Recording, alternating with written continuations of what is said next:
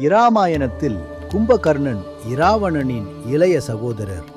அவர் மிகுந்த அறிவாற்றலும் நீதியும் இரக்க குணமும் கொண்டவராக திகழ்ந்தார். இவருடைய வீரத்தைக் கண்டு தேவர்களின் தலைவனான இந்திரன் பொறாமை கொண்டார்.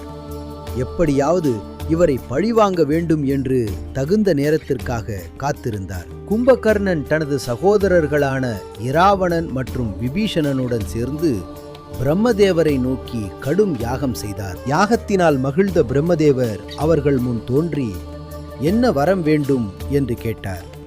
அந்த தருணம் மிகவும் முக்கியமானது. அனைவரும் அவர் இந்திராசனம் கேட்பார் என்று எதிர்பார்த்தனர். ஆனால் நாவில் ஏற்பட்ட மாற்றத்தால் அவர் நித்ராசனம் எனும் உறக்கத்தை வரமாக கேட்டார். இந்த ஒரு சொல்லால் கும்பகர்ணனின் வாழ்க்கை மாறியது.